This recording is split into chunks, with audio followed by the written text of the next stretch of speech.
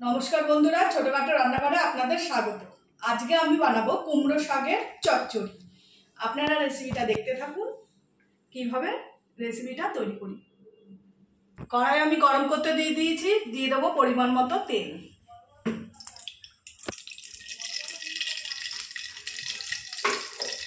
গরম হয়ে গেছে, সম্বারে দেবো আমি শুকনো লঙ্কা আর 5 ফোড়ন। কুমড়ো শাকের রেসিপিটা বানানোর জন্য পুরোপুরি নিরামিষ হবে।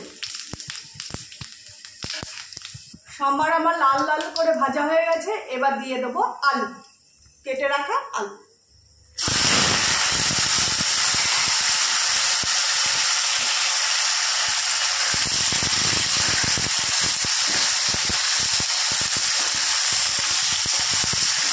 এখানে 4টে মাঝারি সাইজের আলু আছে, আমি লম্বা লম্বা করে কেটে দিয়ে রেখেছিলাম।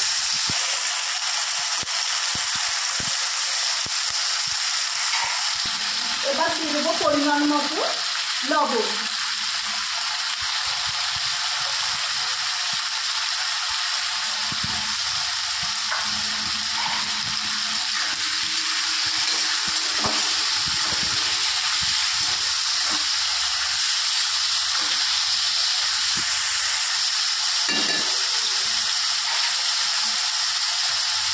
এবার দিয়ে দেবো 1 টেবিল চামচ হলুদ।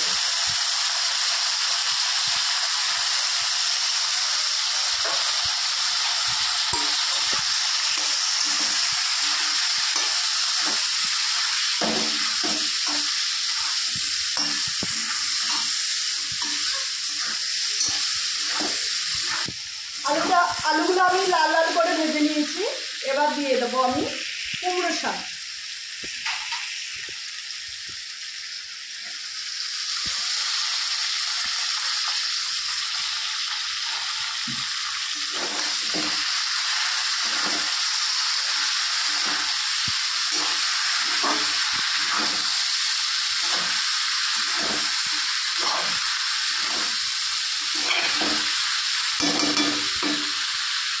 গ্যাসের আগুনটা আমি একটু মিডিয়াম আগুন রাখবো।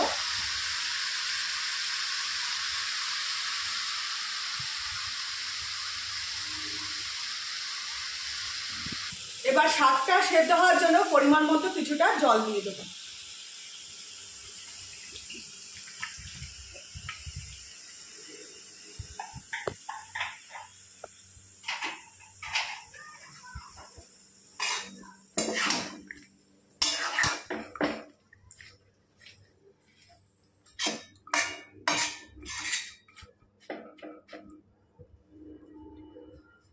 কুমড়ো শাকটা সেদ্ধ হওয়ার জন্য আমি একটা ঢাকনি দিয়ে ঢেকে দেবো।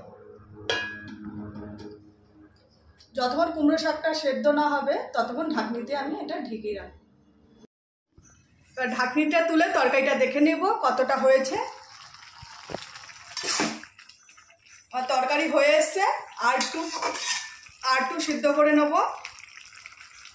আবার ঢাকনিটা দিয়ে ঢেকে দেবো।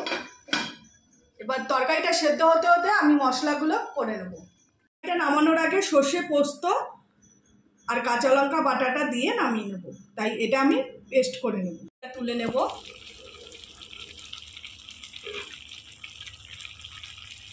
তরকারি আমার হয়ে এসছে, নামানোর আগে দিয়ে দেবো সর্ষে পোস্ত কাঁচা লঙ্কা বাটা।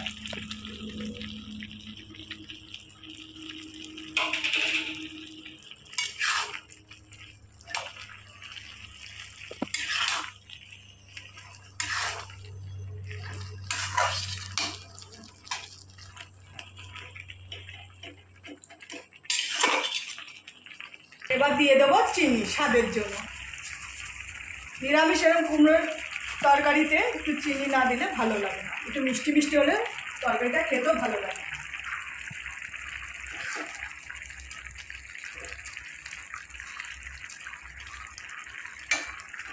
আমার আলুও সিদ্ধ হয়ে গেছে, আর 5 মিনিট পর আমি নামিয়ে নেব।